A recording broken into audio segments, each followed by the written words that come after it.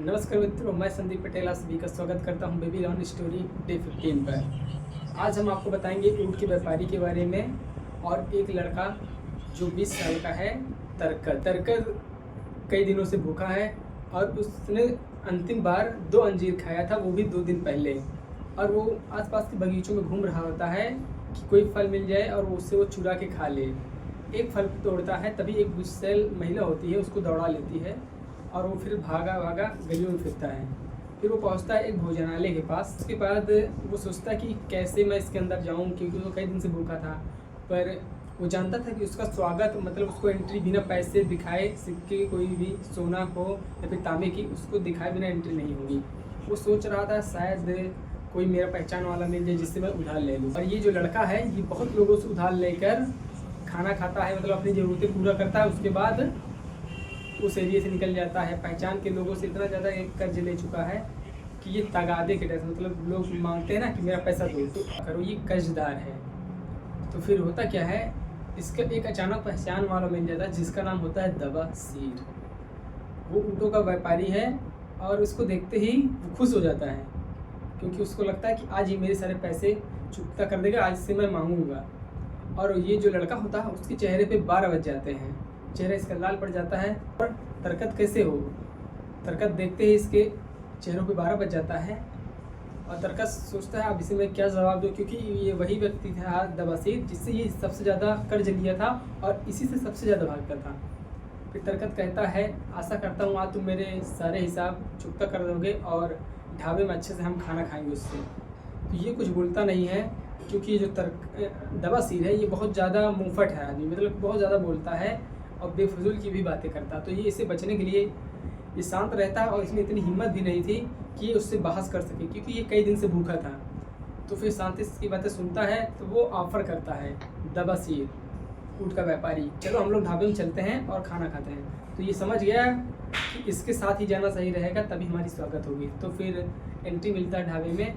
ढाबे का मालिक कौशकूर मुस्कुराते हुए इन लोगों का स्वागत करता है और जो दबासीर होता है जाके अंदर एक छोटे से कालीन पे बैठ जाता है और इसको भी इशारा करके बैठाता है। और फिर उसका मालिक आता है ढाबे का। फिर दबासीर बोलता है कि मेरे लिए बकरा लाना और जो भी सारी चीज़ें बनी वो सब लाना, और मेरे दोस्त के लिए एक जग ठंडा पानी लाना, क्योंकि गर्मी बहुत ज़्यादा है। तो ये बहुत ज़्यादा मायूसी से भरा इसका चेहरा हो जाता है कि मैं सोचा था ये मेरा दोस्त है, ये मुझे अच्छे से खाना खिलाएगा, मैं भूखा हूँ, पर ये तो मुझको केवल पानी पिला रहा है। ये कुछ बोलता नहीं है। दबासीर बोलता है कि तुम अपने पिता के पुराने दोस्त का कर्जा भी नहीं चुका सकते क्या? तुम्हारे पास 2 चांदी के सिक्के और कुछ तांबे के सिक्के नहीं हैं? तो बोलता है तरकत, नहीं मेरे पास इस समय कुछ भी नहीं है, मैं एकदम लाचार हूँ। बोलता है कि आज मैं एक कहानी सुनाऊँगा। तरकत मना कर देता है कि नहीं, मेरे पास कोई भी सिक्के नहीं है, ना चांदी के ना तांबे के, और ये एक दुर्भाग्यवश ऐसा है, मेरे पास कुछ भी नहीं है। तो दबासीर बोलता है कि दुर्भाग्य का नाम मत लो।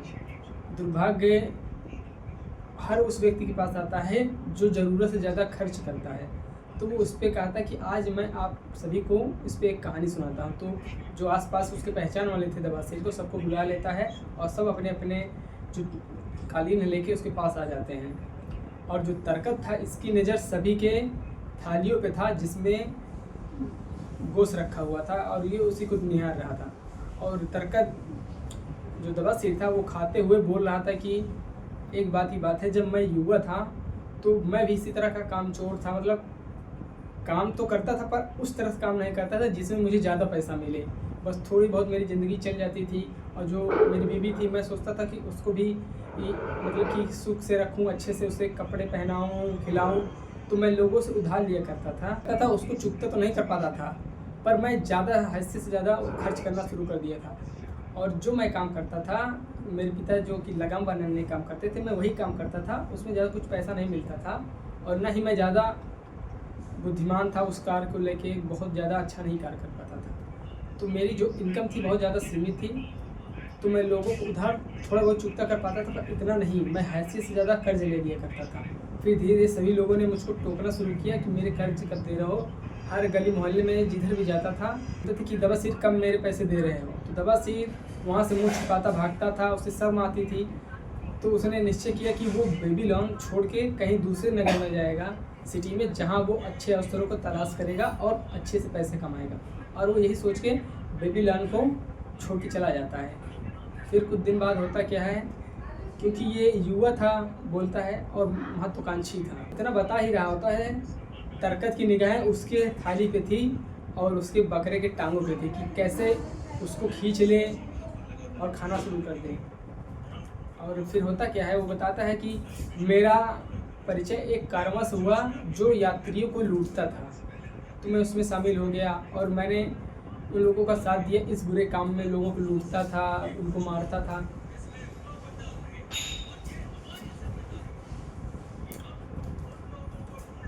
फिर ऐसा 1 साल तक चला और मुझे ऐसा अनुभव हुआ कि मैं बहुत ज़्यादा गिर चुका हूँ। मैं ये क्या करता हूँ कि लोगों को मारता हूँ, इससे अच्छा तो मैं कम ही कमा रहा था, वो ठीक था, पर लोगों को लूटना, उनकी मेहनत की कमाई को लूटना, उनकी हत्या करना, ये सब मैं कहाँ फंस गया। फिर बोलता कि मैं ऐसे स्थिति में आ गया था ना, मैं बाहर इससे जा सकता था, मैं गैंग के साथ ही रहता तो सुरक्षित रहता। तो बोलता कि फिर एक बार ऐसा हुआ कि एक तरफ जो कारवा था, मैं उसको लूटने चला, मतलब इसके जो ग्रुप वाले हैं।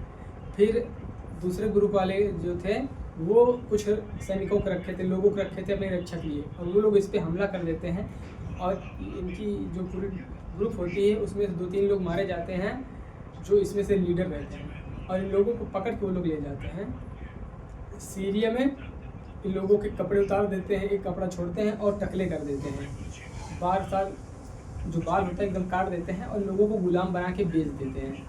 और जो तरकत था, इसको एक व्यक्ति खरीदता है जिसके पास कई ऊँट होते हैं और उसके पास 4 पत्नियाँ थी।